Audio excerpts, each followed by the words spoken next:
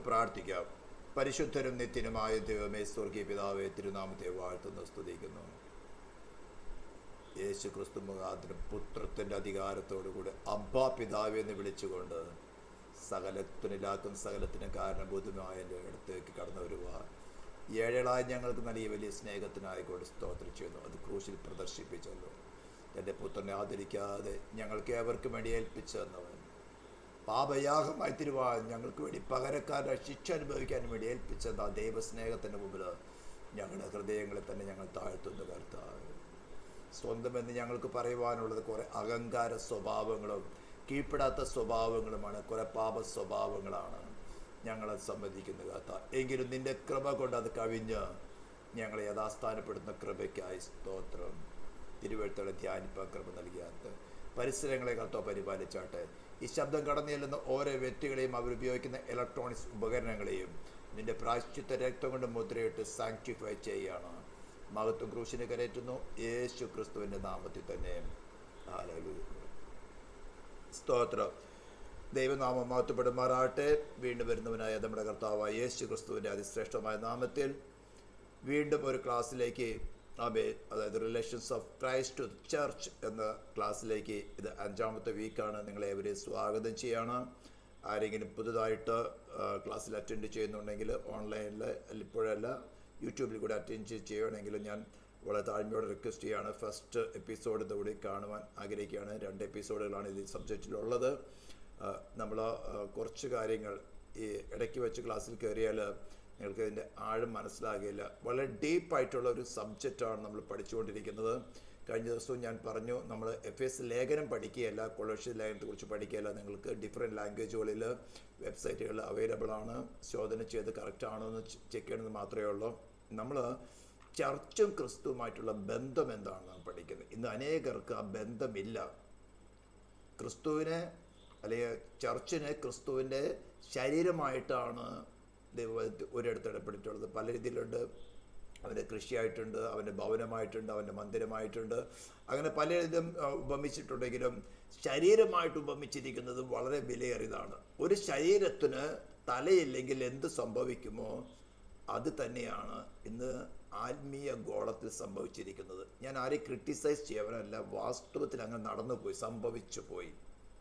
അതിൽ നിന്ന് കുറച്ച് പേരെങ്കിലും ഒന്നും ഈ കാര്യങ്ങൾ എന്താണ്, നിങ്ങൾ ക്രിസ്തുവിൽ വിശ്വസിച്ചതിനാൽ നിങ്ങൾ ഏത് പൊസിഷനാണ് വന്നിരിക്കുന്നത്, ക്രിസ്തുവുമായിട്ടുള്ള ബന്ധം കണ്ടിന്യൂസ് ആയിട്ട് തുടരേണ്ട ആവശ്യകത എന്താണ്, ക്രിസ്തുവിൽ വസിച്ചാൽ മാത്രമേ നാം പഠിച്ചതുപോലെ സ്വർഗത്തിലെ സകല ആത്മീക നന്മകളും എന്താണെന്ന് മനസ്സിലാക്കാൻ പറ്റുകയുള്ളൂ. സ്തോത്രം. അപ്പോൾ അത് മനസ്സിലാക്കിയാലാണ് ക്രിസ്തുവുമായിട്ടുള്ള റിലേഷനിലാണ് നമുക്ക് ക്രിസ്തുവിനുള്ള അതോറിറ്റി നമ്മളിൽ കൂടെ എക്സസൈസ് ആകുന്നത്. അതാകണമെങ്കിൽ അവനോട് കൂടെ നാം കഷ്ടം സഹിച്ചാലേ പറ്റുള്ളൂ. ഇതെല്ലാം നാം റോമലേഖനത്തിൽ പഠിച്ചപ്പോൾ നാം പഠിച്ചതാണ്. സ്തോത്രം. അപ്പോൾ ഇന്ന് നമ്മൾ 5ാമത്തെ എപ്പിസോഡായിരിക്കുന്ന സമയത്ത് ഞാനിതിൻ്റെ ഇൻട്രൊഡക്ഷൻസ് ഒന്നും അധികം പറയാൻ പോയില്ല. ആരാണ് ലെറ്റർ എഴുതുന്നതൊക്കെ നമുക്കറിയാം. സ്തോത്രം. പക്ഷേ അങ്ങനെ ഒരു പഠനമല്ല നമ്മൾ ഉദ്ദേശിക്കുന്നത്.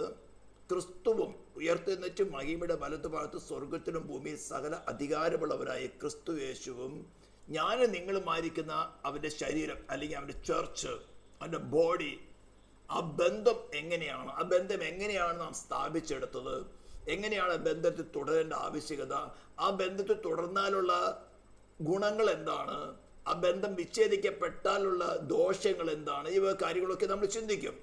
അപ്പോൾ ഫസ്റ്റ് നമ്മൾ ഇൻട്രൊഡക്ഷൻ കഴിഞ്ഞ ക്ലാസ്സുകളിൽ എടുത്തു കഴിഞ്ഞു. ഇത് 5th ക്ലാസ് ആണെങ്കിലും എപ്പിസോഡ് നമ്മൾ റെക്കോർഡായിട്ട് ചെയ്തിട്ടുള്ളത് ഇത് 3rd മാത്രമേ ആയിട്ടുള്ളൂ. വെബ്സൈറ്റിൽ നമ്മൾ കാണാൻ 3rd ക്ലാസ് ആയിട്ട് നമ്മൾ വെബ്സൈറ്റിൽ കാണുന്നത്. ഇന്ന് നമുക്ക് ചിന്തിക്കാനുള്ളത്, അവനിൽ നമുക്ക് അവൻ്റെ രക്തത്താൽ അതിക്രമങ്ങളുടെ മോചനമെന്ന വീണ്ടെടുപ്പുണ്ട്. അതേ ലേഖനം തന്നെ കൊളോസ്യ ലേഖനത്തിൽ വേഴ്സ് 14 പറഞ്ഞിരിക്കുന്നത് അവനിൽ നമുക്ക് പാപമോചനം എന്ന വീണ്ടെടുപ്പുണ്ടെന്നാണ് മലയാളത്തിൽ പറഞ്ഞിരിക്കുന്നത്. എന്നാൽ ഇംഗ്ലീഷിലാണെങ്കിൽ ഞാൻ കൊളോഷ്യൻസ് ആദ്യം വായിക്കുന്നു.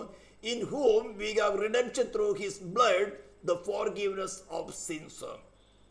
എഫേഷ്യൻസിൽ വായിക്കുകയാണ്, in him we have redemption through his blood the forgiveness of sins according to the riches of his grace. അത് നമ്മൾ അതൊരു വലിയ പാരഗ്രാഫ് പോലെയാണ് വരുന്നത്.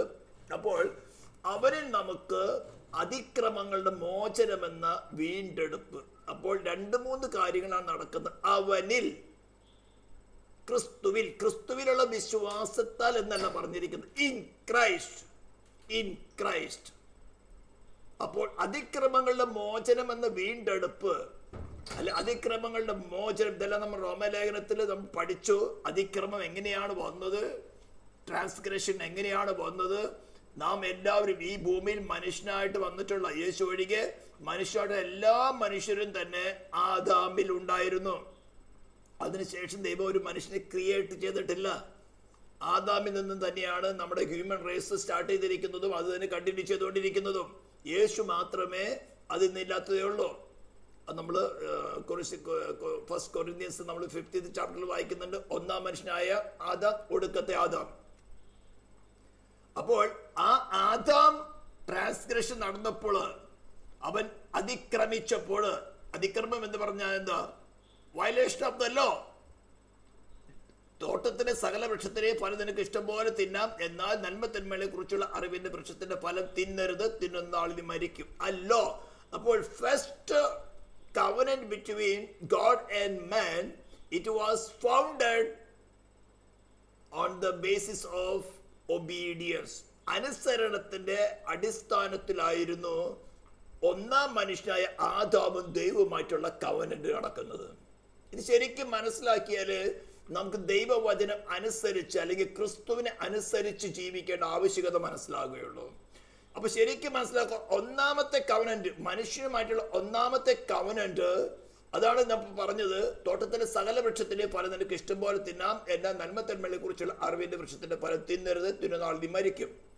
പിന്നെ വേറെ പലതുണ്ട്. നിങ്ങൾ സന്താന പക്ഷിയുള്ളതായിട്ട് പെരുകണം, നീ ഭൂമി അടക്കി വാഴണം, ഇതിങ്ങനെ കാര്യങ്ങളൊക്കെ. ഇതെല്ലാം ഒബീഡിയൻസിന്റെ ബേസിസിലായിരുന്നു. അപ്പൊ ഒബീഡിയൻസ് എവിടെ ബ്രേക്ക് ആയോ, എവിടെ ട്രാൻസ്ഗ്രഷൻ നടന്നോ, എവിടെ വയലേഷൻ നടന്നോ, അവിടെ തുടങ്ങി നമ്മൾ വിളിക്കുന്നത് ദ ചിൽഡ്രൻ ഓഫ് ഡിസൊബീഡിയൻസ് എന്നാണ്, അനുസരണക്കേടിന്റെ മക്കള്. അപ്പോൾ ആദാം അനുസരണക്കേട് കാണിച്ചപ്പോൾ നാം എല്ലാവരും അവനിൽ ഉണ്ടായിരുന്നു. അപ്പോൾ ആദാമിന്റെ അനുസരണക്കേടിന്റെ കോൺസിക്വൻസ്, അനന്തര ഫലങ്ങൾ അവന്റെ തലമുറയിലായിരിക്കുന്ന എല്ലാവർക്കും തന്നെ ഓട്ടോമാറ്റിക് ആയിട്ട് വരുന്നുണ്ട്. എന്നാൽ ഇവിടെ ഒരു ക്വസ്റ്റ്യൻ വരുന്നതാണ്, ആദാം തെറ്റ് ചെയ്തുകൊണ്ട് എന്തുകൊണ്ട് ഞാൻ ശിക്ഷ അനുഭവിക്കണം? നമ്മൾ ഫ്രീ മോറൽ ഏജൻസി പഠിക്കുമ്പോൾ അത് വ്യക്തമാക്കുന്നതാണ്. അനേക തിയോളജിയൻസ് അംഗീകരിക്കാത്ത ഒരു കാര്യമാണ്, നമുക്ക് പാരൻസിൽ നിന്ന് കിട്ടുന്നത് നമ്മുടെ ബോഡിയും സോളുമാണ്. എന്നാൽ ഒരു ഹ്യൂമൻ സ്പിരിറ്റ് ഓരോ പൈതലും അവരുടെ അമ്മയുടെ ഉദരത്തിലാവുന്ന സമയത്താണ് ദൈവം കൊടുക്കുന്നത്. നമ്മളത് എക്ലാസിസ്റ്റ് അല്ലെങ്കിൽ സഭാപ്രസംഗി 12-ാം അധ്യായം വായിക്കാൻ നമുക്ക് അറിയാൻ സാധിക്കും. ആത്മാവ് അതിന് നൽകിയ ദൈവത്തിലേക്ക് മടങ്ങിപ്പോകുന്നു. അപ്പൊ ദൈവം അല്ല, ഓരോ ആത്മാവിനെ, ഓരോ വ്യക്തികളെയും ആദാമിലുണ്ടായിരുന്ന മരിച്ച ആത്മാവിനെ അല്ല നൽകുന്നത്. അങ്ങനെയാണെങ്കിൽ നാം അല്ല അതിന്റെ ഉത്തരവാദികൾ. അതിനെ നമുക്ക് നൽകിയ ദൈവം, ആദാമാണ് ഉത്തരവാദികൾ. ഇത് കാരണം ഇങ്ങനെയെല്ലാം പഠിപ്പിച്ചിട്ട് ഒരു യൂണിവേഴ്സൽ സാൽവേഷൻ തിയറി എന്ന് പറയുന്ന റോങ് തിയറി ഉണ്ട്. ഒരു മനുഷ്യൻ പാപം ചെയ്തു, അതിനെ എല്ലാവരും ഓട്ടോമാറ്റിക്കായിട്ട് പാപികളായി. അതുകൊണ്ട് ഒരു മനുഷ്യൻ അനുസരിച്ചു, അങ്ങനെ പാപത്തിന് പരിഹാരം വരുത്തി. അപ്പോൾ എല്ലാ മനുഷ്യരും ഓട്ടോമാറ്റിക്കായിട്ട് ആദാമിൽ ഉണ്ടായിരുന്നത് കൊണ്ട് ഓട്ടോമാറ്റിക്കായിട്ട് without any effort, regardless of any effort നമ്മൾ സേവ് ആകും എന്ന് പഠിപ്പിക്കുന്ന ഒരു യൂണിവേഴ്സൽ സാൽവേഷൻ എന്ന് പറഞ്ഞുകൊണ്ട് ഒരു തിയറി ഉണ്ട്. അത് റോങ് ആണ്. നമ്മുടെ ഓരോരുത്തരും അവനവന്റെ പ്രവൃത്തിക്ക് അനുസരിച്ച് കൊണ്ട് ന്യായം വിധിക്കുന്ന പറഞ്ഞിരിക്കുന്നത് അനേക സ്ഥലങ്ങളിൽ ദൈവം അത് വെളിപ്പെടുത്തിയിട്ടുണ്ട്. ഇതെല്ലാം നമ്മൾ റോമാലേഖനത്തിൽ പഠിച്ചതാണ്. എങ്കിലും ഇന്നത്തെ സബ്ജക്റ്റ്, അതായത് പാപമോചനം എന്ന വീണ്ടെടുപ്പ്, ഇതെങ്ങനെയാണ് നടക്കുന്നത്? അപ്പോൾ വീണ്ടെടുപ്പ് എന്നൊരു സബ്ജക്റ്റാണ്, പാപമോചനം ഒരു സബ്ജക്റ്റാണ്. അപ്പൊ പാപം എന്താണെന്ന് പഠിക്കണം. ഇത് മനസ്സിലായാൽ മാത്രമേ ഒരു മനുഷ്യൻ അയ്യോ ഞാൻ പാപി എന്ന് സമ്മതിക്കുകയുള്ളൂ. അല്ലാത്തോടത്തോളം ഒക്കെയും തന്നെ കുറെ മോറൽ സെൻസിനെ കുറിച്ചുകൂടെ അക്നോളജ് ചെയ്യും, വേണേ അത് കൈവിട്ട് കളയാൻ തയ്യാറും. പക്ഷേ ഈ പാപം എന്ന് പറഞ്ഞ് നമ്മുടെ നമ്മളിൽ മറഞ്ഞിരിക്കുന്ന ആദാം തുടങ്ങി നമുക്ക് ലഭിച്ചിരിക്കുന്നതും നമ്മളെ അടിമപ്പെടുത്തി വാണുകൊണ്ട് അതിന്റെ മോഹം നമ്മളിൽ കൂടെ നിവർത്തിച്ചു കൊണ്ടിരിക്കുന്ന ഒരു ശക്തിയാണ്. നമ്മുടെ ഹ്യൂമൻ പവറിനെ ഇന്നാക്റ്റീവ് ആക്കി അല്ലെങ്കിൽ അടിമപ്പെടുത്തി അതിന്റെ മോഹം നമ്മെ കൊണ്ട് നിവർത്തിക്കുക. പെട്ടെന്ന് മനസ്സിലാക്കാൻ ഞാൻ പറയാം. ചിലർ വേണമെങ്കിൽ പ്രോസ്റ്റിറ്റ്യൂഷന് പോകുന്നുണ്ടായിരിക്കാം, ചിലർ ഫോർണിക്കേഷൻ ചെയ്യുന്നു, ചിലർ മോഷ്ടിക്കുന്നു, ചിലർ സൂയിസൈഡ് ചെയ്യുന്നു, ചിലർ കൊലപാതകം ചെയ്യുന്നു. ഇങ്ങനെ മോറൽ സെൻസ് പെട്ടെന്ന് മനസ്സിലാകൊണ്ട് പറയും. ചിലവരെന്താ പേരും പ്രസമെടുത്ത വലിയ തിയോളജിയൻസ് ആയിട്ട് റോങ് ടീച്ചിങ് നടത്തുന്നു, ബൈബിൾ ഉപയോഗിച്ചുകൊണ്ട് തന്നെയാണ്. ചിലർ എയ്ത്തിസ്റ്റുകളാകുന്നു, ദൈവമില്ലെന്ന് പറയുന്നു, ചിലർ ക്രിസ്തുവിനെതിരായിട്ട് പ്രസംഗിക്കുന്നു. ഇതെല്ലാം തന്നെ ഈ സിന്നിന്റെ ഡിഫറെന്റ് മാനിഫെസ്റ്റേഷൻസ് ആണ്. അപ്പൊ ഈ ബൈബിളിൽ എഴുതിയിരിക്കുന്ന സിന്നുകൾ മാത്രം എന്ന് പറഞ്ഞാൽ അല്ല, അതൊരു ശക്തി ആയതുകൊണ്ട് അത് ഏത് ടൈപ്പിലും എങ്ങനെ വേണമെങ്കിലും അതിനെ മാനിഫെസ്റ്റ് ചെയ്യാം. അപ്പൊ ഞാനത് ചെയ്തിട്ടില്ല, ഞാൻ ഇത് ചെയ്തിട്ടില്ല, അയ്യോ ഞാൻ അങ്ങനെ ചെയ്തിട്ടില്ല, ഞാൻ നീതിമാനാണ്, നീതിപതി എന്ന് ആർക്കും പറയാൻ സാധ്യമല്ല. കാരണം ലോ ഈസ് വൺ യൂണിറ്റ്. ഒരു കാര്യം തെറ്റിയാൽ ദ ഹോൾ ലോ ഡിഫൈൽഡ് ആയി. അത് യാക്കോബ് തന്റെ ലേഖനത്തിൽ പറഞ്ഞിട്ടുണ്ട്, ഒന്നിൽ തെറ്റിയാൽ സകലത്തിനും തെറ്റി. നീ വ്യഭിചരിക്കുന്നില്ലെങ്കിൽ, പക്ഷെ നീ മോഷ്ടിക്കുന്നെങ്കിൽ നീ വ്യഭിചരിച്ചതിന് തുല്യമാണ്. So low is one unit. ഇത് എപ്പോഴും മനസ്സിലാക്കണം. അപ്പോൾ അൾട്ടിമേറ്റ്ലി എന്താ പറയുന്നത്, ആദാമിൽ നമ്മൾ കടന്നു വന്ന നമ്മളെ അടിമപ്പെടുത്തിയ ആ ശക്തി ഡിഫറെന്റ് വേയിൽ നമ്മൾ മാനിഫെസ്റ്റ് ചെയ്യുന്നുണ്ട്. അപ്പൊ നമ്മുടെ ഹ്യൂമൻ സ്പിരിറ്റ് എപ്പോഴാണ് മരിക്കുന്നത്? നമ്മൾ ഹൈലി ടെംപ്റ്റഡ് ആയിരിക്കുന്ന ഈ ലോകത്തിലായിരിക്കുമ്പോൾ നാം കൊച്ചു കുഞ്ഞുങ്ങളൊക്കെ നിഷ്കളങ്കരായിട്ടാണ് വരുന്നത്. ഇപ്പോൾ 1 മാസം 2 മാസമുള്ള കുഞ്ഞിനെ മുഖത്ത് നോക്കിയാൽ നിഷ്കളങ്കമായ മുഖമാണ്. അതിന് നന്മ തിന്മ തിരിച്ചറിയുന്നില്ല. പക്ഷെ തിരിച്ചറിവിന്റെ പ്രായം വന്ന് അവിടെ തുടങ്ങി ടെംപ്ടേഷനിൽ വരുമ്പോൾ അരുത് എന്ന് പറഞ്ഞ കാര്യം ചെയ്യുമ്പോൾ അത് തെറ്റായി. ഇത് ശരിക്കും അനേക തിയോളജിയൻസ് സമ്മതിക്കാത്തൊരു കാര്യമാണ്. ദൈവം ഒരു ആത്മാവിനെ സൃഷ്ടിക്കുന്നില്ല, ഒരു മനുഷ്യന്റെ ആത്മാവിനെ സൃഷ്ടിക്കുന്നില്ല. ഞാൻ വലിയ തിയോളജിയൻസ് അതിനെ സംസാരിച്ച് നോക്കിയിട്ടുണ്ട്. ഞാൻ ചെയ്യാത്ത തെറ്റിനെ എനിക്ക് ശിക്ഷ തരുന്ന ദൈവമല്ല. അപ്പൊ ദൈവം ജസ്റ്റ് ആകുകയില്ല, നീതിമാനാകുകയില്ല. നമ്മെ ഓരോരുത്തരും അവനവന്റെ പ്രവൃത്തിക്ക് അനുസരിച്ച് ന്യായം വിധിക്കുമെന്നാണ് ഇവൻ വെളിപ്പാട് പുസ്തകം 20-ാം അധ്യായത്തിൽ പോലും പറഞ്ഞിരിക്കുന്നത്. അപ്പൊ ഇത് നമ്മുടെ സബ്ജക്റ്റ് അല്ല. പക്ഷേ നാം എല്ലാവരും തന്നെ ഈ ലോകത്തിൽ മനുഷ്യനായിട്ട് ജനിച്ചാൽ യേശു ഒഴികെ ബാക്കി എല്ലാവരും തന്നെ, ഒരു വിശുദ്ധനില്ല, ഒരു വിശുദ്ധിയില്ല, ഒരു കന്യാമറിയും ഇല്ല, എല്ലാവരും പാപം ചെയ്ത് ദൈവ തേജസ് നഷ്ടപ്പെട്ടവരായിരുന്നു. ഇത് നമ്മൾ റോമാലേഖനത്തിൽ വളരെ വ്യക്തമായിട്ട് പഠിച്ചു. അപ്പൊ ആ നമ്മെ അടിമപ്പെടുത്തിയിരിക്കുന്ന പാപം എന്ന ശക്തിയിൽ നിന്നുള്ള മോചനത്തിനാണ് വീണ്ടെടുപ്പിന്റെ ആവശ്യം. അപ്പൊ പാപം എന്ന ശക്തി ഒന്നാണ്, പാപപ്രവർത്തികൾ വേറെയാണ്. ഇത് മനസ്സിലാക്കണം. പാപം എന്ന ശക്തി ഏത് തോട്ടത്തിൽ മാനവജാതി പ്രവേശിച്ചു, അതിനെ മാനവജാതി അടിമപ്പെടുത്തി, അത് ഓരോ വ്യക്തികളിലും ഡിഫറെന്റ് വേസിൽ അത് മാനിഫെസ്റ്റ് ചെയ്യുന്നു, വെളിപ്പെട്ടുകൊണ്ടിരിക്കുന്നു. ചിലർ സൂയിസൈഡ് ചെയ്യുന്നു, ചിലർ മോഷ്ടിക്കുന്നു, ചിലർ അഹങ്കാരത്തോടു കൂടി വ്യാജം പഠിപ്പിക്കുന്നു, ചിലർ ക്രിസ്തുവിനെതിരായിട്ട് സംസാരിക്കുന്നു, ചിലർ ദൈവമില്ലെന്ന് പറയുന്നു, ചിലർ ഡിനോമിനേഷന്റെ മഹത്വത്തിൽ നിൽക്കുന്നു, ചിലർ പാരമ്പര്യത്തിൽ പിടിക്കുന്നു. ഇങ്ങനെ പല പല കാര്യങ്ങൾ പറഞ്ഞുകൊണ്ട് ദൈവവചനത്തിൽ അത് ക്രിസ്തുവിലേക്ക് വരാതെ ജീവിക്കാൻ നോക്കുന്നു. ഇതാണ് പാപത്തിന്റെ ഒരു വശം. മറ്റൊന്ന് പാപപ്രവർത്തികൾ, അതിന്റെ മാനിഫെസ്റ്റേഷൻസ്. അതിന് ടെംപ്ടേഷൻസ് വരുമ്പോൾ നമ്മൾ ഈ പാപത്തിൽ നിന്ന്, അതായത് പാപം എന്ന ശക്തിയിൽ നിന്ന് നമുക്ക് മോചനം ലഭിക്കാത്തോടത്തോളം ഒരുവന് പോലും പാപപ്രവർത്തികളിൽ നിന്ന് മോചനം സാധ്യമല്ല. കുറെ മോറൽ സിൻസ് വേണമെങ്കിൽ അവോയ്ഡ് ചെയ്യാം, പക്ഷെ ക്രിസ്തുവിനെ കൂടാതെ പാപം മോചനം സാധ്യമല്ല. അപ്പൊ അതാണ് പറഞ്ഞിരിക്കുന്നത്, അവനിൽ നമുക്ക് ക്രിസ്തുവിൽ നമുക്ക് അവന്റെ രക്തത്താൽ അതിക്രമങ്ങളുടെ മോചനമെന്ന വീണ്ടെടുപ്പുണ്ട്. അപ്പൊ എന്തുകൊണ്ടാണ് ഒരു പ്രായശ്ചിത്തം ആവശ്യമായിട്ട് വന്നത്? എന്തുകൊണ്ടാണ് ഒരു രക്തച്ചൊരിച്ചിന്റെ ആവശ്യം വന്നത്? നമ്മൾ ഹെബ്രായലേഖനത്തിൽ വായിക്കുന്നത് രക്തം ചൊരിഞ്ഞിട്ടല്ലാതെ വിമോചനമില്ല. എന്തുകൊണ്ടാണ് ഒരു പ്രായശ്ചിത്തം ആവശ്യമായി വന്നത്? വളരെ ശ്രദ്ധിക്കണം. ഈ ഒരു സ്റ്റെപ്പ് നമ്മൾ നടന്നാല് നമ്മൾ വീണ്ടും ജനത്തിന്റെ വഴിയിലേക്ക് സ്റ്റെപ്പ് വയ്ക്കുന്നുള്ളൂ. അല്ലാത്തോടത്തോളം വീണ്ടും ജനം നടക്കുന്നില്ല. അനേക വിശ്വാസികൾ ഞാൻ കണ്ടിട്ടുണ്ട്, ഏത് വിധത്തിലൊക്കെ അന്യഭാഷ പറയുന്നുണ്ട്, വെള്ളത്തിൽ മുങ്ങി സ്നാനപ്പെട്ടിട്ടുണ്ട്, സ്വർഗത്തിൽ പോകുന്നുള്ള പ്രത്യാശയോടെ കൂടി ഇരിക്കുന്നുണ്ട്.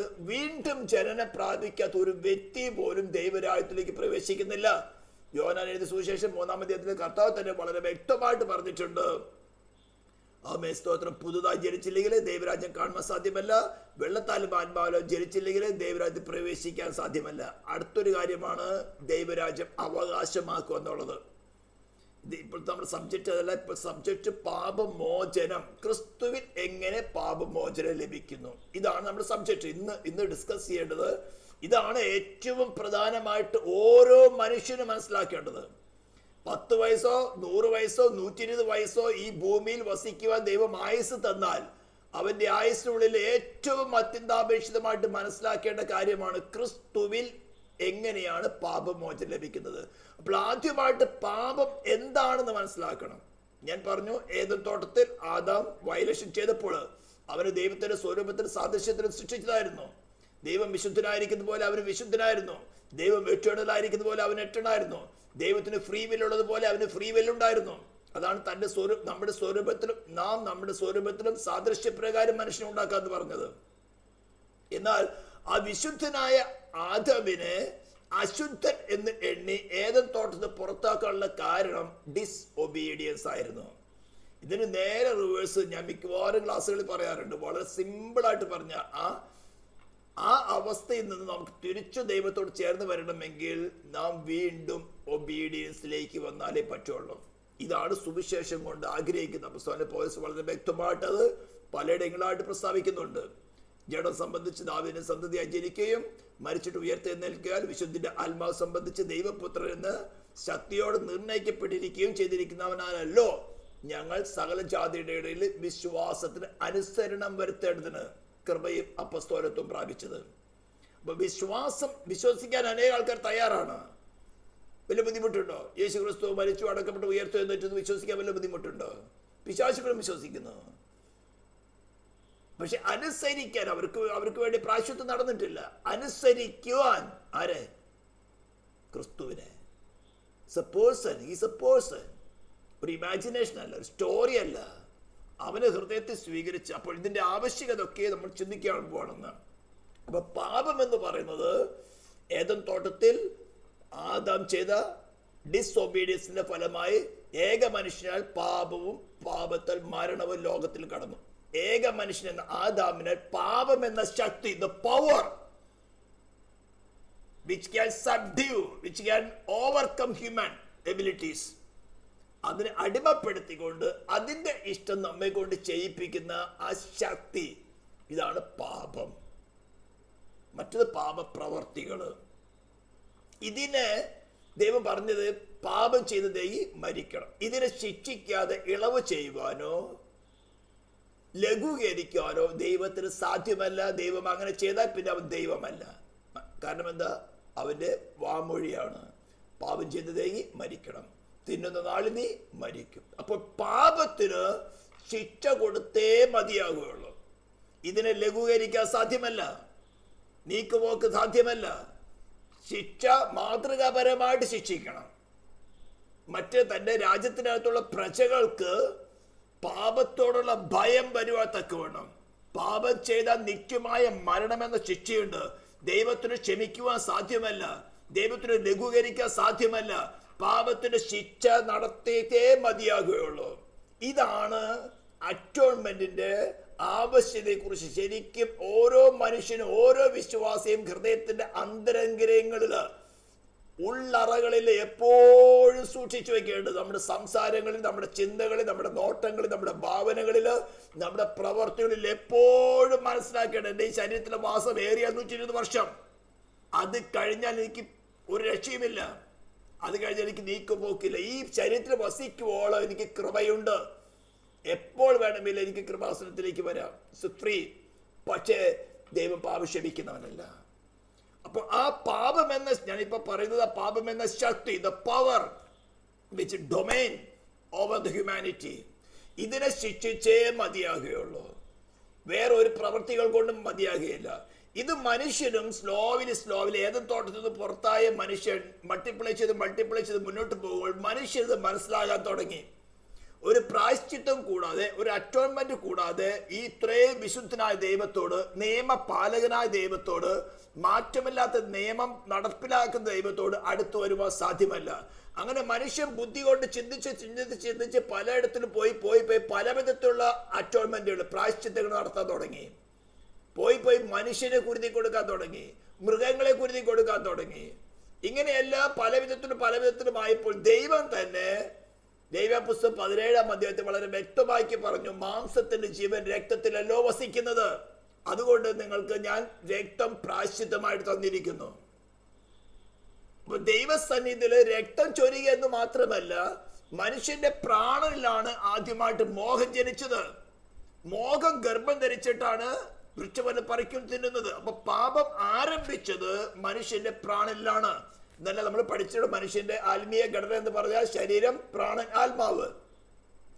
പിശാചിൽ കൂടെ അല്ലെങ്കിൽ പാമ്പിൽ കൂടെ വന്ന ശബ്ദം ചെവിയിൽ കൂടെ കടന്നു, മരിക്കയിലെ നിശ്ചയം, തിന്നുന്ന നാളിൽ നിന്റെ കണ്ണു തുറക്കും, നിനക്ക് നന്മത്തിന്മേളെ കുറിച്ച് തിരിച്ചറിവുള്ളവരായി ദൈവത്തെ പോലെയാകാം.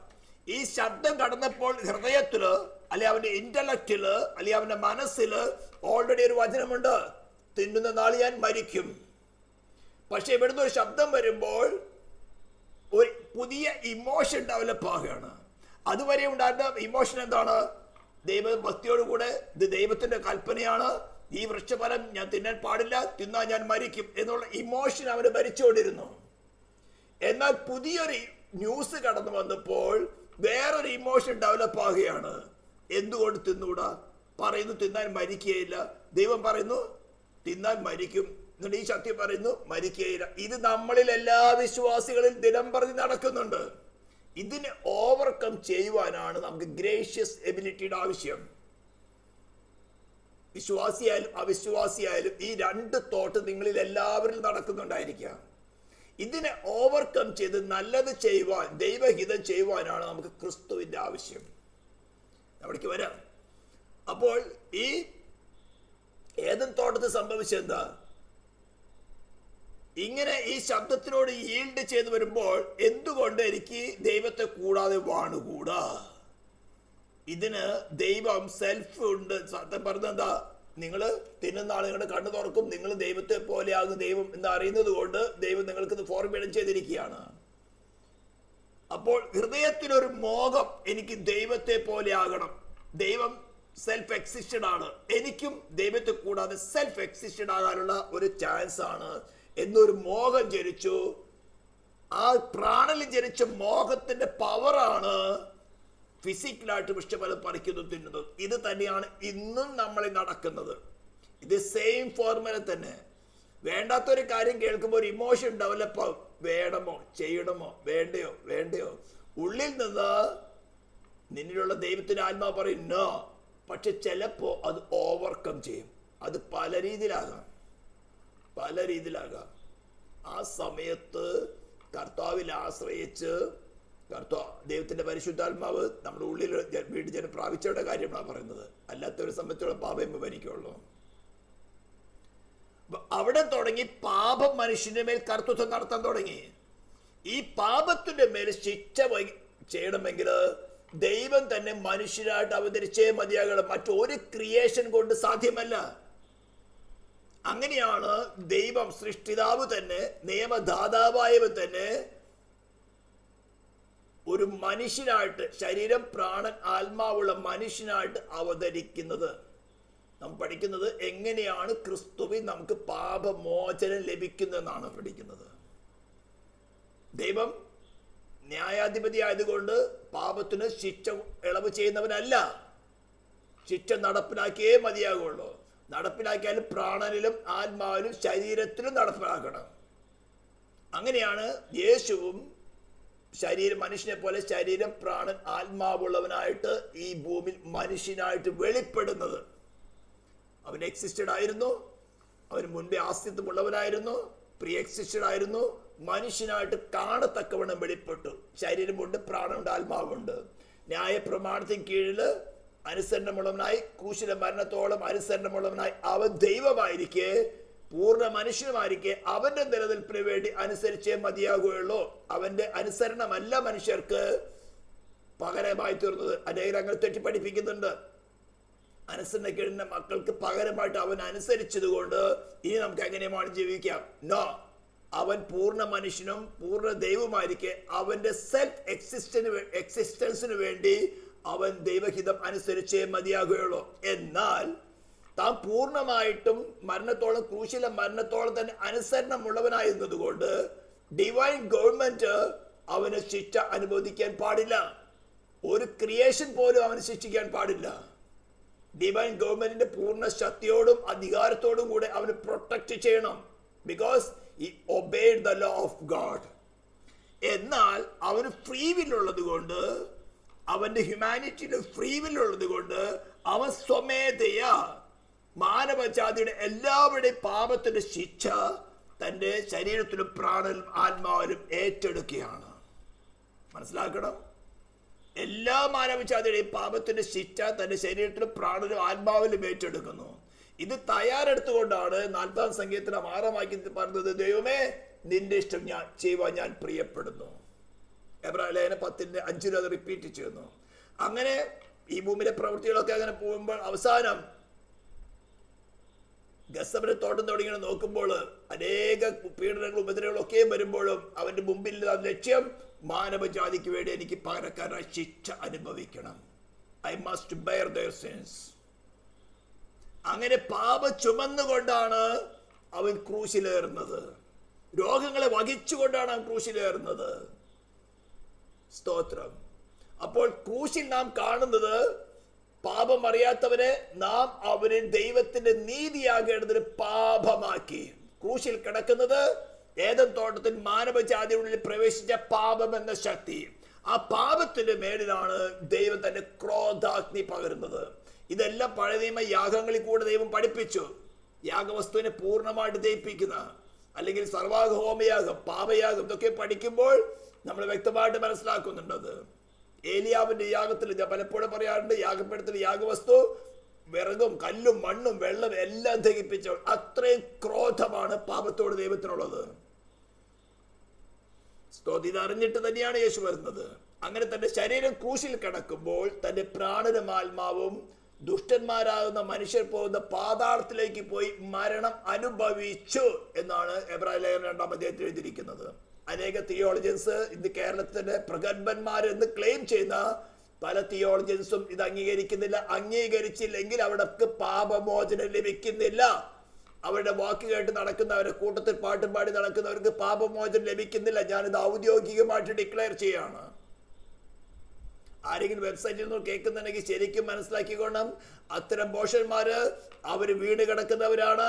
വീടവൻ രാപ്പകല് മറ്റൊരു വീഴ്ചല്ലാതെ ഉറക്കം വരികയില്ല. സദൃശ്യവാക്യങ്ങൾ 1-ാം അധ്യായത്തിന് 4-ാം വാക്യം എടുത്ത് വായിക്കുക. സ്തോത്രം. വീണവന് മറ്റൊരുവന് വീഴ്ചല്ലാതെ ഉറക്കം വരിക. അവർ രാപ്പകലെടുത്ത് അധ്വാനിക്കും. അപ്പൊ യേശു ശരീരത്തില് ക്രൂശി ശിക്ഷ അനുഭവിക്കുന്ന അതേ സമയത്ത് അവന്റെ പ്രാണനും ആത്മാവും പാതാളത്തിൽ പോയി ശിക്ഷ അനുഭവിച്ചു. ഇതാണ് ദാവീദ് 18-ാം സങ്കീർത്തനത്തിൽ പറഞ്ഞിരിക്കുന്നത്. മരണപാശകൾ എന്നെ ചുറ്റി, അഗാധ പ്രവാഹങ്ങൾ എന്നെ പ്രേമിപ്പിച്ചു, പാതാള പാശകൾ എന്നെ തുടർന്ന് പിടിച്ചു, മരണത്തിന്റെ കടികളിനെ പിടിച്ചു, ഞാൻ യഹോവയുടെ പിടിച്ചു. എബ്രായ ലേഖനം 5:7 പറഞ്ഞിരിക്കുന്നത്, യേശു തന്റെ ഐഹിക ജീവകാലത്ത് തന്റെ മരണത്തിന് പിടിപ്പിക്കാൻ കഴിയുന്നവനോട് ശക്തിയോട് പ്രാർത്ഥന കഴിച്ചു, കണ്ണുനീരോട് അഭയാചന കഴിച്ചു. അവൻ ഉത്തരം ലഭിച്ചു എന്നാണ് പറഞ്ഞിരിക്കുന്നത്. ഗസമലെ പ്രാർത്ഥനയ്ക്ക് ഉത്തരം ലഭിച്ചില്ല. അങ്ങനെയാണ് യേശു മാനവജാതിക്ക് പകരക്കാരനായി തീരുന്നത്. കാരണം എന്താ? അവൻ ഡിവൈൻ ലോ മരണത്തോളം ക്രൂശിലെ മരണത്തോളം അനുസരിച്ചത് കൊണ്ട്, ഡിവൈൻ ഗവൺമെന്റ് ഡിവൈൻ ലോ അനുസരിച്ചുകൊണ്ട് അവന് മരണശിക്ഷ അനുവദിക്കാൻ പാടില്ല. ആർക്കും അവനെ കൊല്ലാൻ പാടില്ല. അപ്പൊ യേശുവിനെ യഹൂദന്മാരെ റോമക്കാരെ കൊന്നതല്ല, അവൻ സ്വമേധയ തന്റെ ജീവനെ ഏൽപ്പിച്ചു കൊടുത്താണ്. എന്റെ ജീവനെ ഏൽപ്പിച്ചു കൊടുക്കുവാനും തിരികെ കൊടുക്കുവാനും എനിക്ക് അധികാരമുണ്ടെന്ന് പറഞ്ഞത്. സ്തോത്രം. ആർക്ക് വേണ്ടിയാ? ഈ ശബ്ദം കേൾക്കുന്ന നിങ്ങൾക്ക് എനിക്കും വേണ്ടിയിട്ട്. ഇതിന്റെ ആഴം മനസ്സിലാക്കിയാലേ അയ്യോ ഞാൻ അരിഷ്ട മനുഷ്യൻ എന്ന അവസ്ഥയിലേക്ക് വരികയുള്ളൂ. അപ്പോൾ അവനിൽ നമുക്ക് അതിക്രമങ്ങളുടെ മോചനം. നിങ്ങൾ ഏകദേശം മനസ്സിലാവുന്നത് എന്താണ് അതിക്രമം, എന്താണ് ട്രാൻസ്ഗ്രഷൻ നടന്നത്. ഡിവൈൻ ലോയിൽ നമ്മൾ തെറ്റിപ്പോയി. കുറെ മോറൽ സിൻസ് എന്നുള്ളത് കൊണ്ടല്ല, ഡിവൈൻ ലോയിൽ നമ്മൾ തെറ്റിപ്പോയി, ഡിവൈൻ പർപ്പസിൽ നമ്മൾ തെറ്റിപ്പോയി, ഡിവൈൻ പ്ലാനിൽ നമ്മൾ തെറ്റിപ്പോയി. ആ പ്ലാനിലേക്ക് നമുക്ക് വീണ്ടും വരണമെങ്കിൽ ദൈവത്തിന് പാപത്തിന് ശിക്ഷ കൊടുത്തേ മതിയാകുകയുള്ളൂ. അപ്പൊ ആ പാപത്തിന് ശിക്ഷ കൊടുത്തിട്ട് റോമാലേഖനം 3:25 പറയാണ്, അവന് വിശ്വസിക്കുന്ന ഏവരും അവൻ തന്റെ രക്തം പോലെ പ്രായശ്ചിത്തമാകുവാൻ, റാൻസമാകുവാൻ, അറ്റോൺമെന്റ് ആകുവാൻ ദൈവം അവനെ പരസ്യമായിട്ട് നിർത്തിയിരിക്കുകയാണ്. ആർക്കാ? വിശ്വസിക്കുന്ന ഏവനും. യേശു ഇത് നടത്തിയെന്ന് വിശ്വസിക്കുകയല്ല, അവനെ സ്വീകരിക്കുക, അവനെ കൈക്കൊള്ളുക. Rely on him, depend on him, receive him. Because as a natural man divine law അനുസരിക്കാൻ മനുഷ്യന് നാച്ചുറലായിട്ട് സാധ്യമല്ല. ഇതെല്ലാം നമ്മൾ റോമാലേഖനത്തിൽ പഠിച്ചതാ. അതിന്റെ ഉയർത്തെഴുന്നേറ്റവനായ യേശു ക്രിസ്തു നിങ്ങൾക്കൊരു ഓഫർ തരികയാണ്. നിനക്ക് വേണമെങ്കിൽ ഡിവൈൻ ലോ അനുസരിച്ച് ജീവിക്കാൻ ശ്രമിച്ചു നോക്കാം, ബട്ട് യു കനോട്ട്. എന്നാൽ ഞാൻ ഈ ഡിവൈൻ ലോ പൂർണ്ണമായും അനുസരിച്ച്, ക്രൂശിലെ മരണത്തോട് തന്നെ അനുസരിച്ച് ദൈവികത നിവർത്തിച്ച് ഉയർത്തെഴുന്നേറ്റവനായ ഞാൻ നിനക്കൊരു ഓഫർ തരികയാണ്. എന്നെ നിന്റെ പ്രാണന്റെ ഹസ്ബൻഡായി സ്വീകരിച്ചുകൊള്ളുക. ഞാൻ നിന്റെ ഹൃദയത്തിൽ വസിച്ചുകൊണ്ട് നിന്നെ അനുസരണത്തിൽ തികഞ്ഞവനാക്കി വളർത്തിയെടുക്കാം. അപ്പൊ ഡിവൈൻ ലോ ക്രിസ്തുവിനെ സ്വീകരിച്ച ഒരുവരെ നോക്കുന്നത്, അവനെയല്ല നോക്കുന്നത്, ക്രൂശിൽ നിവർത്തിച്ച നീതിയാണ് നോക്കുന്നത്. അതാണ് ഞാൻ പറയാറ്, വിശ്വസിക്കുന്ന ഒരു വ്യക്തിക്ക് അവന്റെ പേഴ്സണൽ റൈഷ്യസ്നെസ് അല്ല കണക്കിടുന്നത്, അവന് പകരമായിട്ട് യേശു ക്രൂശിൽ നിവർത്തിച്ച നീതിയാണ് കണക്കിടുന്നത്. ഇതാണ് സ്നാനപ്പെടുന്ന സമയത്ത് യോഹന്നാനോട് പറഞ്ഞത്, ഇങ്ങനെ സകല നീതി നിവർത്തിക്കുന്നത് നമുക്ക് ഉചിതം. അപ്പൊ ഡിവൈൻ ഗവൺമെന്റിന്റെ ലോ, ജസ്റ്റിസ് ഡിമാൻഡ് ചെയ്ത എല്ലാ ഡിമാൻഡ്സുകളും ക്രൂശിൽ നിവർത്തിച്ചു. അങ്ങനെയാണ് യോഹന്നാൻ സുവിശേഷം 19th ചാപ്റ്റർ പറഞ്ഞത്, എല്ലാം നിവൃത്തിയായി, ഇറ്റ് ഈസ് ഫിനിഷ്ഡ്. തെറ്റിപ്പഠിപ്പിക്കുന്ന വേറൊരു കൂട്ടരുണ്ട്, ഫിനിഷ്ഡ് വർക്കാണ്, ഇനി നമുക്ക് ഒന്നും ചെയ്യേണ്ട, രക്ഷ നഷ്ടപ്പെടുകയില്ല എന്നൊക്കെ ബോഷത്തരമായി പഠിപ്പിക്കുന്ന പ്രഗത്ഭന്മാരെന്ന് അവർ ക്ലെയിം ചെയ്യുന്ന, അല്ലെങ്കിൽ കുറെ കൂട്ടര് അവരെ പൊക്കിക്കൊണ്ട് നടക്കുന്നവര് രക്ഷ നഷ്ടപ്പെടുകയില്ല എന്നൊക്കെ പഠിപ്പിക്കുന്ന മണ്ടന്മാരുണ്ട്. അവർ രക്ഷിക്കപ്പെട്ടിട്ടേ ഇല്ല. രക്ഷയുടെ അനുഭവം അവർക്ക് മനസ്സിലാക്കിയിട്ടില്ല. രക്ഷയെക്കുറിച്ച് തിയോളജി പഠിച്ചിട്ടുണ്ടായിരിക്കും, ഡിഗ്രി ഉണ്ടായിരിക്കും, ഡോക്ടറേറ്റ് ഉണ്ടായിരിക്കും, പുസ്തകങ്ങൾ എഴുതിയിട്ടുണ്ടായിരിക്കും, പ്രസംഗങ്ങൾ നടത്തുന്നുണ്ടായിരിക്കും, പക്ഷേ വാസ്തവത്തിൽ രക്ഷ എന്താണെന്ന് അവർ മനസ്സിലാക്കിയിട്ടില്ല. ഞാൻ ഈ ശബ്ദം കേൾക്കുന്നുണ്ട്, വളരെ താഴ്മയോടെ പറയുകയാണ്, നിങ്ങളുടെ പ്രാണന്റെയും ആത്മാവിന്റെയും ഉത്തരവാദിത്വം നിങ്ങളുടെ കയ്യിലാണ് ഇരിക്കുന്നത്. ഒരു പാസ്റ്ററുടെ കയ്യിലല്ല, എൻ്റെ കയ്യിലുമല്ല, ഒരു ഡിനോമിനേഷന്റെ കയ്യിലല്ല. ഈ ശരീരം വിട്ടപ്പോൾ നിങ്ങൾക്ക് യാതൊരു ബന്ധമില്ല. അപ്പൻ, അമ്മ, ഭാര്യ, മക്കള്, ഡിനോമിനേഷൻ, പാസ്റ്റർ, യാതൊരു ബന്ധമില്ല. You have to personally stand before the white throne. അതിക്ക് മുമ്പ് രക്ഷപ്പെടാം. ഗ്രേറ്റ് വൈറ്റ് ത്രോണിന്റെ മുമ്പിൽ നിൽക്കുന്നതിന് മുമ്പ് യേശുവിനെ കർത്താവ് സ്വീകരിച്ച, അയ്യോ ഞാൻ പാപി, because of my own sins. ആദാമിനെയും കുറ്റം പറയേണ്ട, ദൈവത്തെയും കുറ്റം പറയേണ്ട, ഇറ്റ്സ് മൈ ട്രാൻസ്ഗ്രഷൻസ്. അതുപോലെ ക്രിസ്തുവിനെ കുറിച്ച് വിശ്വസിച്ചതുകൊണ്ടല്ല, ഗുഡ് ഫ്രൈഡേ ആഘോഷിച്ചുകൊണ്ടല്ല, യേശു മരിച്ചു അടക്കപ്പെട്ട് ഉയർത്തെഴുന്നേറ്റുള്ള ഹിസ്റ്റോറിക്കൽ നോളജിലെ വിശ്വാസം കൊണ്ടല്ല, നിനക്ക് സ്വമേധയാ, because of the power of sin dwelling in you, and you become a slave to that, you cannot overcome that. നിനക്ക് ദൈവഗീതം അനുസരിപ്പാൻ സാധ്യമല്ലെന്ന് മനസ്സിലാക്കി, ഐ നീഡ് എ റിഡംപ്ഷൻ. അവിടെയാണ് റിഡംപ്ഷന്റെ കാര്യം കൊടുക്കുക. അപ്പോൾ റിഡംപ്ഷൻ എന്ത് വേണം? വാല്യൂ കൊടുക്കണം, വില കൊടുക്കണം. അനേകർക്കുള്ള സംശയമാണ്, യേശു വില കൊടുത്തത് ആർക്കാ? ഈ രക്തം കൊടുത്തത് ആർക്കാ? ഡിവൈൻ ജസ്റ്റിസിന്, സൈറ്റാനല്ല, ദൈവത്തിനും അല്ല, ഡിവൈൻ ജസ്റ്റിസിന്റെ മുമ്പിൽ. ജസ്റ്റിസ് ആണ് ഡിവൈൻ ചെയ്യുന്നത്. പാപം ചെയ്ത ദേഹി മരിക്കണം. അപ്പൊ ആ പ്രായശ്ചിത്ത രക്തം, അവൻ രക്തം ചിന്തത് ഡിവൈൻ ജസ്റ്റിസിന്റെ മുമ്പിലാണ്, സൈറ്റാന്റെ മുമ്പിലല്ല. Satan is a creation of God. സ്തോത്രം.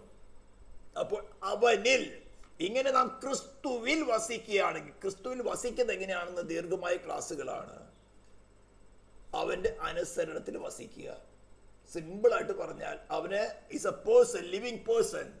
അവനെ നാം ഹൃദയത്തിൽ സ്വീകരിച്ചു. നമ്മുടെ സ്പിരിച്വലായാലും മെറ്റീരിയലായാലും ഏതൊരു വിഷയമായിരുന്നാലും വളരെ താഴ്മയോട് കൂടി ഇരുന്ന് അവനെ അനുസരിക്കുക.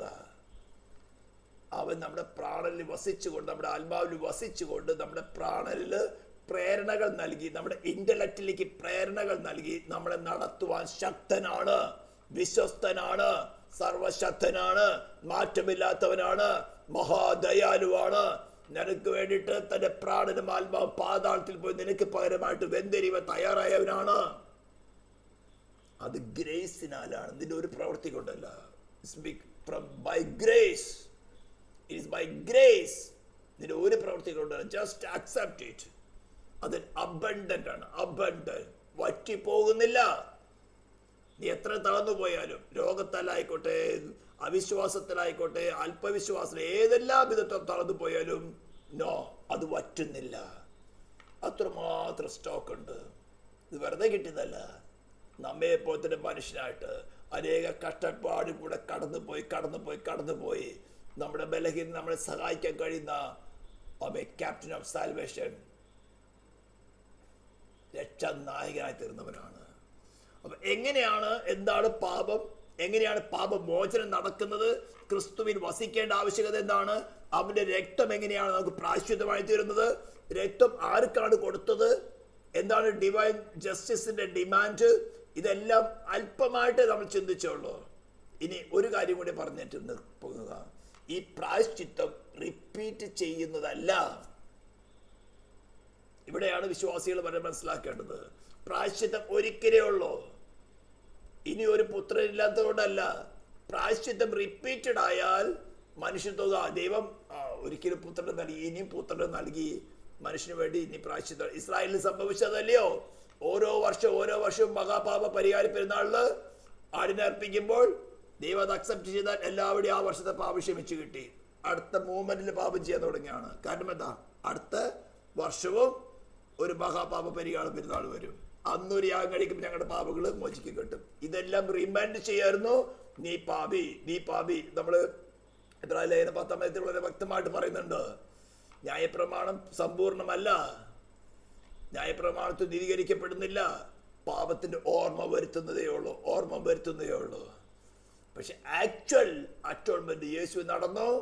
ഇനി അത് റിപ്പീറ്റ് ചെയ്താൽ, തെറ്റ് ചെയ്താലും സാരമില്ല, ദൈവം പ്രായശ്ചിത്തം ഒരുക്കിക്കൊള്ളുമെന്നുള്ളൊരു മനോബോധം ദൈവരാജ്യത്തിൽ അവന്റെ പ്രജകളുടെ ഉള്ളിൽ കടന്നു വരികയും അവർ പാപം ചെയ്യാൻ മടിക്കുകയില്ല. അപ്പോൾ അറ്റോൺമെന്റ് എന്ന് പറയുന്നത് ഒരിക്കലുള്ള വിശ്വാസി യേശുവിൽ പാപമോചനം ലഭിച്ചാൽ ഒരിക്കലുള്ള പാപമോചനം എങ്ങനെയാണ്? ക്രിസ്തുവിനാൽ മറയ്ക്കുകയാണ് ചെയ്യുന്നത്. നമ്മൾ നിയമപ്പെട്ടവും കൃപാസനത്തെ കുറിച്ച് പഠിക്കുമ്പോൾ നമ്മൾ പറഞ്ഞു, നിയമപ്പെട്ടത്തിന്റെ അതേ അളവ് 2.5 feet ലെങ്ത്, 1.5 feet വിഡ്ത്ത്, അതേ അളവിൽ തന്നെയാണ് അതിനെ കവർ ചെയ്യത്തക്കവണ്ണം കൃപാസനം വെച്ചിരിക്കുന്നത്. നിയമപ്പെട്ടകം മനുഷ്യന്റെ മേളിൽ സദാ കുറ്റം ചുമത്തും. നീ മരണയോഗ്യൻ, നീ പാപി. എന്നാൽ അതിനെ കവർ ചെയ്യുന്ന യേശുവിന്റെ അറ്റോൺമെന്റ്, പ്രായശ്ചിത്തം പറയുന്നത് സാറ്റിസ്ഫൈഡ്. ഞാൻ നിവർത്തിച്ചു, പാപശിക്ഷ ഞാൻ ഏറ്റെടുത്തു, ഞാൻ ഈ വ്യക്തിക്ക് പരമായി പാപയാഗമായി തീർന്നു. അപ്പോൾ ആ മറഞ്ഞിരിക്കുന്നത് സെയിം അളവിലാണ്. നിയമപ്പെട്ടകത്തിന്റെ അതേ അളവിൽ 2.5 feet ലെങ്ത്, 1.5 feet വിഡ്ത്ത്. ആ നിയമപ്പെട്ടകം ഡിമാൻഡ് ചെയ്യുന്ന എല്ലാ റൈഷ്യസ് ഡിമാൻഡ്സും യേശു നിവർത്തിച്ചു. അതാണ് കൃപാസനം കാണിക്കുന്നത്. അതാണ് ദാവീദ് 32-ാം സങ്കീർത്തനത്തിൽ പറയുന്നത്, ലംഘനം ക്ഷമിച്ചും പാപം മറച്ചും കിട്ടിയ മനുഷ്യൻ ഭാഗ്യവാൻ. ആ കൃപാസനത്തെ ഹീബ്രു വാക്കിൽ പറയുന്നത് കഫർ എന്നാണ്. മറയ്ക്കുക, കവർ ചെയ്യുക, ടു കവർ. ദൈവ നീതി ഡിമാൻഡ് ചെയ്യുന്ന അല്ലെങ്കിൽ ഡിവൈൻ ലോ കൽപ്പിക്കുന്ന ശിക്ഷയെ യേശു തന്റെ അറ്റോൺമെന്റോട് കവർ ചെയ്തു. അപ്പൊ ക്രിസ്തുവിനെ നാം ധരിക്കുന്നു. ഇവിടെയാണ് സ്നാനത്തിന് ഡിമാൻഡ് വരുന്നത്. ക്രിസ്തുവിനെ വിശ്വാസ സ്നാനത്തിൽ കൂടെ നാം ധരിക്കുമ്പോൾ ഡിവൈൻ ലോ നോക്കുന്നത് നമ്മയല്ല, നമുക്ക് പകരമായിട്ട് ഡിവൈൻ ജസ്റ്റിസിന് സാറ്റിസ്ഫാക്ഷൻ വരുത്തിയ ക്രിസ്തുവിനെയാണ് നോക്കുന്നത്. ഇതാണ് നമ്മുടെ വിശ്വാസത്തിന്റെ പ്രിവിലേജ് എന്ന് പറയുന്നത്. ഇതാണ് വിശ്വസിക്കുന്നതിന്റെ ആവശ്യകത എന്ന് പറയുന്നത്. ഇതാണ് ക്രിസ്തുവിന് വസിക്കേണ്ട ആവശ്യകത. ഞാനിത് വലിയ ലോങ് ക്ലാസ്സുകളാണ് ഈ ചെറിയ നിമിഷങ്ങൾ കൊണ്ട് പറഞ്ഞത്. നിങ്ങൾക്കിത് ഡീറ്റെയിൽ ആയിട്ട് പുതിയതായിട്ട് ആരും കേൾക്കുന്നുണ്ടെങ്കിൽ ഡീറ്റെയിൽ ആയിട്ട് ഈ ബ്രൈഡ് ഓഫ് ക്രൈസ്റ്റ് എന്ന ചാനലിൽ ദ ഗ്രേറ്റ് സാൽവേഷൻ എന്ന് പറയുന്ന സബ്ജക്റ്റ് ഉണ്ട്. എനിക്ക് തോന്നുന്നു 12 ക്ലാസ്സുകൾ അതിനകത്തുണ്ട്. ഗ്രേറ്റ് സാൽവേഷൻ അത് വളരെ ഡീറ്റെയിൽ ആയിട്ട് പറഞ്ഞിട്ടുണ്ട്. നിങ്ങൾക്ക് ഏകദേശം മനസ്സിലായി കാണും. ഇപ്പം ഇതാരുടെ ചർച്ചിൻ്റെ ക്വാളിറ്റിയെ കുറിച്ച് പഠിക്കാൻ പോവാണ് നമ്മൾ. ക്രിസ്തുവിൽ വസിക്കുന്ന ഒരു വ്യക്തിക്ക് എന്താണ്? അവൻ്റെ രക്തത്താൽ അതിക്രമങ്ങളുടെ മോചനമെന്ന വീണ്ടെടുപ്പുണ്ട്. നമ്മൾ എന്ത് ചെയ്തു? പാപത്തിൻ്റെ അടിമത്തത്തിൽ നിന്ന് നമ്മൾ വിലക്കി വാങ്ങി തൻ്റെ പ്രായശ്ചിത്ത രക്തം കൊണ്ട്, പാപമില്ലാത്ത രക്തം കൊണ്ട്, ഡിവൈൻ ജസ്റ്റിസിന് മുമ്പിൽ തൻ്റെ രക്തം കൊടുത്തുകൊണ്ട് നമ്മൾ വിലക്കി വാങ്ങി. ഇനി അവൻ്റെ കയ്യിൽ നിന്ന് മേടിക്കാൻ ഒരുത്തനുമില്ല. ഞാൻ വളരെ ലളിതമായിട്ടാണ് പറഞ്ഞത്. വലിയ ഒരു വാസ്റ്റ് സബ്ജക്റ്റാണ് വളരെ ഷോർട്ട് ടൈമിൽ പറഞ്ഞത്. ഞാൻ പല ക്ലാസ്സുകളിലും പറഞ്ഞിട്ടുള്ളതാണ്. അതുകൊണ്ട് ഈ ശബ്ദം കേൾക്കുന്ന ഏതൊരു വ്യക്തിയോട് ഞാൻ പറയുന്നത്, ഞാൻ എന്നിട്ടുണ്ട് പറഞ്ഞത്, നമ്മൾ പാപമോചനം ലഭിച്ചു കഴിഞ്ഞ പിന്നെ എപ്പോഴും പാപി പാപി എന്ന് പറഞ്ഞിരിക്കുന്നതല്ല. We were sinners. രക്ഷിക്കപ്പെട്ടവരോട് ഞാൻ പറയുന്നത് വി വേർ സിന്നേഴ്സ്. അതിനു വേണ്ടി കൊടുത്ത വില അതിശക്തമായൊരു വിലയാണ്, അതിമഹത്തായ ഒരു വിലയാണ്. അതാണ് ആ ക്രൂശിൽ തൻ്റെ പുത്രനോട് ഒരു ആദരവും കാണിക്കാതെ പാപത്തോടെ ക്രോധാക്തി മുഴുവനുമായിട്ട് ചൊരിയുന്നത്. അത്രമാത്രം നമ്മെ സ്നേഹിക്കുന്നുണ്ട്. ഈ സ്നേഹത്തെ നിങ്ങൾക്ക് തള്ളിക്കളയാൻ സാധ്യമല്ല. ഇത് സോളിൽ വെളിപ്പെട്ട് കിട്ടാത്തത് കൊണ്ടാണ് മനുഷ്യൻ ഇന്നും പാപത്തിൽ നിന്ന് മോചനം നേടുവാൻ ആഗ്രഹിക്കാത്തത്. അതെങ്ങനെയാണെന്നുള്ള പ്രോസസ്സ് കുറച്ചൊരു ലോങ് പ്രോസസ്സാണ്. നമ്മൾ മലാക്കി ലേഖനം 3-ാം അധ്യായത്തിൻ്റെ 1 തുടങ്ങി 5 വരെ വാക്യങ്ങൾ നമ്മൾ പഠിക്കും. ദൈവകൃപയാണ്. അടുത്ത ക്ലാസ്സിൽ നമുക്ക് അതിനെക്കുറിച്ച് ചിന്തിക്കാം. എങ്ങനെയാണ് പാപമോചനം നമ്മളിൽ നടക്കുന്നത്, പ്രാക്ടിക്കലായിട്ട് നടക്കുന്നത്. അനേക വിശ്വാസികൾക്ക് ഇത് ലഭിച്ചിട്ടില്ല. അവർ പാപത്തിൽ നിന്ന് മോചനം പ്രാപിച്ചിട്ടില്ല. കുറേ സാൻമാർഗിക കാര്യങ്ങൾ വിട്ടുകളഞ്ഞു, കുറേ പഴയ ഡിനോമിനേഷൻസ് വിഗ്രഹാരാധന വിട്ടുകളഞ്ഞു. പക്ഷേ ക്രിസ്തു അവരിൽ കർത്തൃത്വം നടത്തത്തക്കവണ്ണം, ക്രിസ്തു അവരിൽ മുഴുവനായിട്ട് വാഴത്തക്കവണ്ണം അവർ ഇനിയും പലതിനെയും വിട്ടുകളഞ്ഞിട്ടില്ല. കാരണം അത് വിട്ട് കളഞ്ഞാൽ എന്താവുന്നു? ഭയമാണ്. അത് നമ്മൾ മലാക്കിയുടെ പുസ്തകത്തിൽ കൂടെ എങ്ങനെയാണ് ആ പ്രോസസ്സ് നടക്കുന്നത്, എങ്ങനെയാണ് നമ്മൾ പാപികൾ എന്ന് ദൈവത്തിൻ്റെ ആത്മാവ് നമുക്ക് വെളിപ്പെടുത്തി തരുന്നത്, എങ്ങനെയാണ് നമ്മൾ അക്നോളജ് ചെയ്യുന്നത്, എങ്ങനെയാണ് ക്രിസ്തുവിനെ നമ്മളവിടെ റീപ്ലേസ് ചെയ്യുന്നത്. ഈ കാര്യങ്ങൾ നമ്മൾ ശരിക്കും മനസ്സിലാക്കിയാൽ ചർച്ചിൽ നമ്മൾ പഠിക്കുന്നത് ക്രിസ്തു ചർച്ചുമായിട്ടുള്ള ബന്ധത്തെക്കുറിച്ചാണ്. ഇത് ശരിക്കും മനസ്സിലാക്കാത്തതുകൊണ്ടാണ് പെന്തിക്കോസ്ത് ഗോളം പോലും ക്രിസ്തുവിനടുത്ത് മറ്റുള്ളവരെ പറയുന്നില്ല. പെന്തിക്കോസ്ത് ഗോളത്തിൽ പോലും പാസ്റ്റേഴ്സിനടക്കം ചർച്ചകൾ അടയുമ്പോൾ ശത്രു വീണ്ടും വിഴുങ്ങിക്കളഞ്ഞിരിക്കുക. ഇതിന്ന് കുറച്ചു പേരെങ്കിലും കർത്താവിൻ്റെ കൃപയാൽ യഥാസ്ഥാനപ്പെടുത്താൻ പറ്റുമ്പോൾ ശ്രമിക്കുകയാണ്. ഞാനത് അനുഭവിച്ചുകൊണ്ടാണ് പറയുന്നത്. വ്യർത്ഥമായിട്ട് തീര് സ്ഥാപിക്കില്ല. അനേക തീര് നമുക്ക് ദൈവഭരണത്തിൽ പെർഫെക്റ്റായി സ്ഥാപിക്കാം. പക്ഷെ അവിടെ ക്രിസ്തു ഉണ്ടാവില്ല, ഉണ്ടായിക്കൊള്ളണമെന്നില്ല. തിയറി അല്ല നമ്മൾ രക്ഷിക്കുന്നത്, ഒരു പാസ്റ്റർ അല്ല നമ്മൾ രക്ഷിക്കുന്നത്, ഒരു ഡിനോമിനേഷൻ അല്ല രക്ഷിക്കുന്നത്, ബട്ട് ക്രൈസ്റ്റ് ജീസസ് പേഴ്സണലി.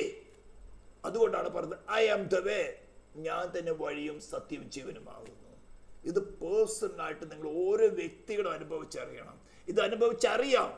നമ്മുടെ സോളിൽ, നമ്മുടെ ഇന്റലക്ട് മനസ്സിലാകത്തക്കാണ്. യെസ്, ഉയർത്തെഴുന്നേറ്റവനെ ക്രിസ്തു എന്നിൽ വാഴുന്നുണ്ട്. നമുക്ക് ഓരോരുത്തർക്കും അനുഭവിച്ചറിയാം. ഈ അനുഭവത്തിലേക്ക് നിങ്ങളെ കൊണ്ടുവരുവാനാണ് കർത്താവിന്റെ കൃപയിൽ ആശ്രയിച്ചുകൊണ്ട് ഈ ക്ലാസ്സുകളിൽ കൂടി ഞാൻ ശ്രമിക്കുന്നത്.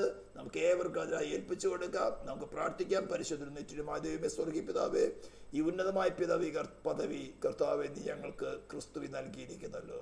പിതാവേ, പുത്രനെ മഹത്വപ്പെടുത്തിയാട്ടെ. ഇപ്പോൾ ലൈവായിട്ട് കേൾക്കുന്നവരും ഇനി ഏത് കാലത്തെങ്കിലും കർത്താവ് വീഡിയോ യൂട്യൂബിൽ കൂടെ കേൾക്കുന്നവരോടും മനസ്സലിഞ്ഞ് നിന്റെ കൃപയെ പൗരന്മാരാകണമെന്ന് പ്രാർത്ഥിക്കുന്നു. തിരുനാമത്തെ ഉയർത്തുന്നു. പ്രാർത്ഥന കേട്ടതിനായി സ്തോത്രം. ഇസ്രായേലിന്റെ നാമത്തെ ഞങ്ങൾ അനുഗ്രഹിക്കുന്ന കർത്താവ് യേശു ക്രിസ്തുവിന്റെ നാമത്തിൽ തന്നെ.